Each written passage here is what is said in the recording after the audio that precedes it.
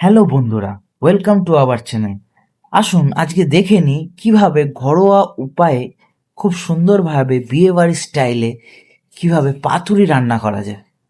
আসুন আমরা শুধু দেখবো না, কিন্তু আমরা টেস্ট করেও দেখবো যে কত সুন্দর হয়েছে এই পাতুরি রান্নাটা।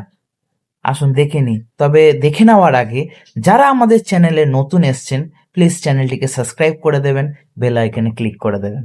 আসুন দেখে নিই। প্রথমেই চলে গেলাম সকাল সকাল বাজারে, এবং বাজারে গিয়ে প্রথম যেটার খোঁজ করলাম সেটা হলো ইলিশ মাছ। আমার তো খুবই প্রিয়, আশা করছি আপনাদেরও খুব প্রিয়। এবং একটা বড় সাইজের ইলিশ দেখে কাউকে কাটতে দিয়ে দিলাম, এবং কাকু ধৈর্য সহকারে খুব ভালোভাবে মাছটিকে কাটছে, পিস পিস করছে। এবং সেই কাটা চলাকালীন আমরা বিভিন্ন রকম কাকুর সাথে কথা বললাম। কাকু যখন দেখলো আমাদের যে আমরা ভিডিও করছি, তখন কাকু জিজ্ঞেস করলো, তোমরা কি এরকম ভিডিও করো? আমরা বললাম যে হ্যাঁ, আমরা এরকম ভিডিও করি কাজবাজের পাশাপাশি। তো কাকু খুব খুশি হলো এবং বলল নেক্সট টাইম আবার আসবেন। তা অলরেডি আমরা বাজার থেকে মাছ কেটে নিয়ে চলে এসে তার প্রসেসিং শুরু করে দিয়েছি।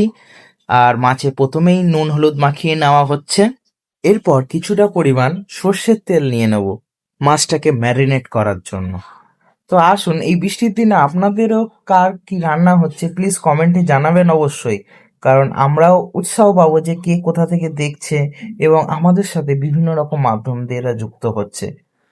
অবশ্যই প্রথমে মাছটিকে ম্যারিনেট করে নিতে হবে, এবং মাছটিকে ম্যারিনেট করে নেওয়ার পরই আমরা মাছের জন্য কিছু মশলার প্রস্তুতি করে নেব, যার কারণে পাতুরিটা আরো বেশি টেস্টফুল হয়। তো ওই জন্য আমরা প্রথমেই নিয়ে নেব একটি মিক্সচারের মধ্যে কালো সর্ষে, নিয়ে নেব সাদা সর্ষে, নিয়ে নেব পোস্ত, নিয়ে নেব কিছুটা পরিমাণ লঙ্কা, 4-5টি হলেও হবে, সামান্য পরিমাণ নুন এবং কিছুটা পরিমাণ জল।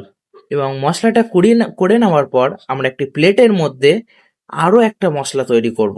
সেই মশলাটাকে নিয়ে নেওয়ার পর তার মধ্যে আমরা অ্যাড করব টক দই, নুন, হলুদ, সামান্য পরিমাণ চিনি, এবং সেটিকে নিয়ে আমরা একসাথে মিক্সড করব। ভালো করে মিক্সড করে নেওয়া হয়ে গেলে আমরা আগে থেকেই গাছ থেকে পাড়া কলা পাতা নিয়ে সেটিকে সাইজভাবে কেটে আমরা তাওয়ার মধ্যে সেঁকে নেব, যাতে পাতুরি করার সময় সেই পাতাগুলি ফেটে না যায় এবং তার মধ্যে থেকে মশলা বেরিয়ে না যায়, যেন সম্পূর্ণ পাতুরিটা আমরা টেস্টফুল হতে পারে। তো অবশ্যই এই বিষয়ে আপনাদের খেয়াল রাখতে হবে যেন পাতাগুলো আগে থেকে ভালো করে সেঁকে নিয়ে নরম করে নেওয়া যায়। এইভাবে পাতা সেঁকে নেওয়ার পর আমরা তার মধ্যে কিছুটা পরিমাণ মশলা নিয়ে নেব, একটি মাছ নিয়ে নেব এবং তার উপরে আবার মশলা দেব আমরা।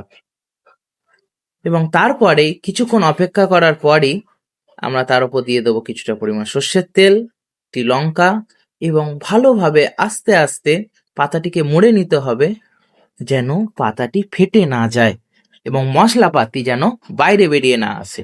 অবশ্যই সেটি ভালো করে আমাদের খেয়াল রাখতে হবে। এবং পরবর্তীতে আমরা একের পর এক এইভাবেই মাছগুলোকে রেডি করে নেব পাতুরির জন্য।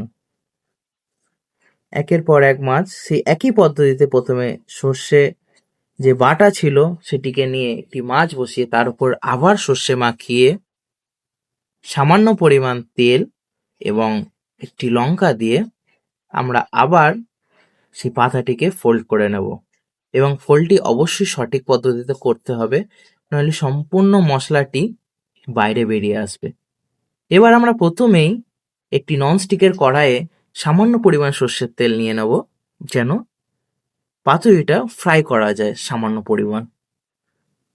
অবশ্যই এবার আমরা সেই পাতুরিটাকে দিয়ে, যেগুলো আমরা তৈরি করলাম, খানিকক্ষণ নাড়াচাড়া করে নেব। এপিট ওপিট করে খানিকক্ষণ নাড়াচাড়া করে আবার আমরা কিছুক্ষণ ঢেকে রেখে দেবো। ব্যাস, আর কিছুক্ষণের মধ্যেই আমাদের পাতুরি তৈরি।